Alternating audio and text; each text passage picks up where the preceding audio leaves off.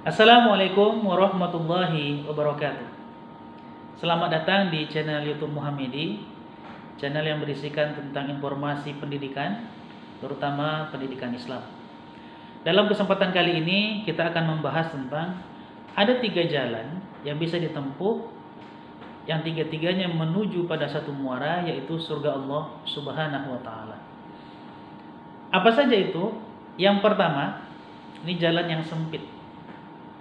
Sabda Nabi Muhammad SAW, "Ma min abdin qala la ilaha illallah summa mata ala dalika illa dakhalal jannah." Setiap hamba yang mati dengan mengucapkan kalimat la ilaha illallah dan yakin dengan kalimat itu, maka dia masuk ke dalam surga. Seorang sahabat, Abi Dzar, bertanya kepada Rasul, "Walaupun pembunuh ya Rasul, walaupun pezina ya Rasul, walaupun dia pencuri ya Rasul, walaupun banyak melakukan dosa," Nabi katakan iya. Tapi kapan orang yang modalnya hanya yakin kepada Allah, tidak diikuti dengan amal-amal soleh masuk ke dalam surga? Dijelaskan di dalam hadis qudsi.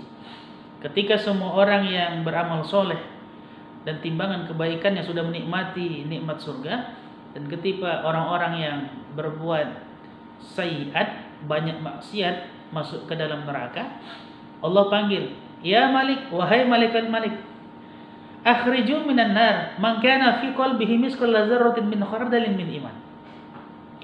Wahai Malik, kau keluarkanlah dari orang-orang yang sudah tersiksa di neraka itu, yang dulu mereka punya iman walaupun sekecil biji zarah.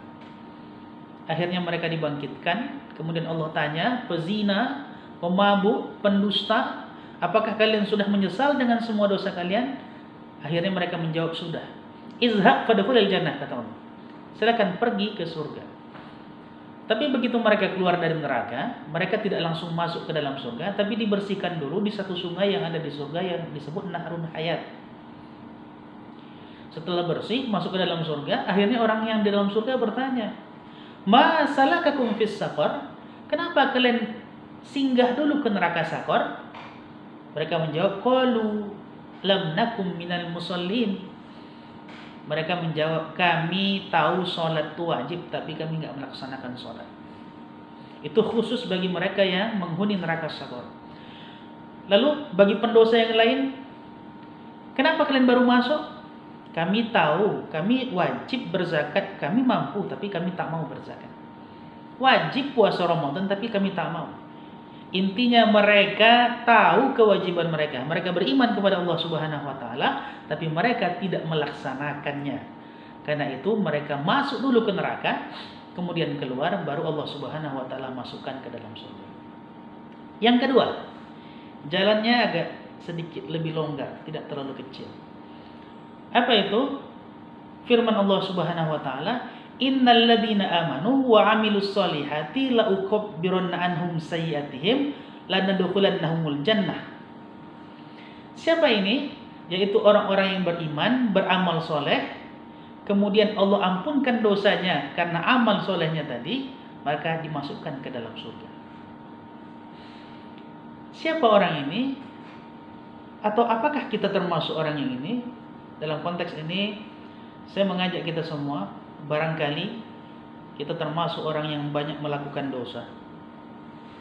Mungkin ada di antara kita pencuri, atau pernah mencuri, atau di antara kita yang banyak lalai sholat, atau yang sering berdusta, atau menceritakan orang lain. Inilah momentum kita.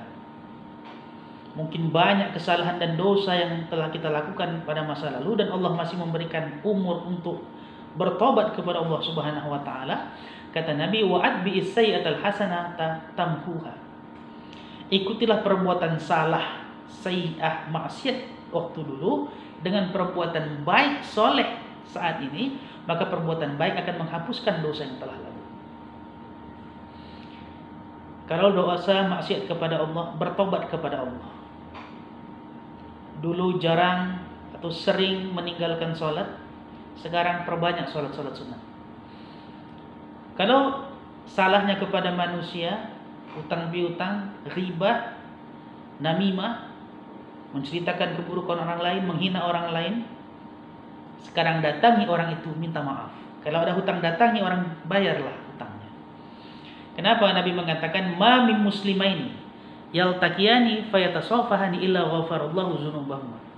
Jadi kalau ada orang bersalam-salaman, terlepas di antara mereka ada kesalahan atau tidak, tapi terkhusus nih bagi mereka yang punya salah, kemudian mereka saling bermaafan, Allah menghapuskan dosa di antara keduanya. Dosa kepada Allah, maksiat kepada Allah dengan bertobat kepada Allah Subhanahu wa taala dan berjanji tidak mengulangi lagi, sementara dosa kepada sesama manusia saling memaafkan.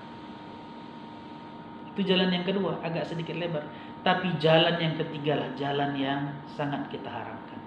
Yang sangat lebar, yang sangat lurus, yang sangat mudah menuju surga Allah Subhanahu wa taala.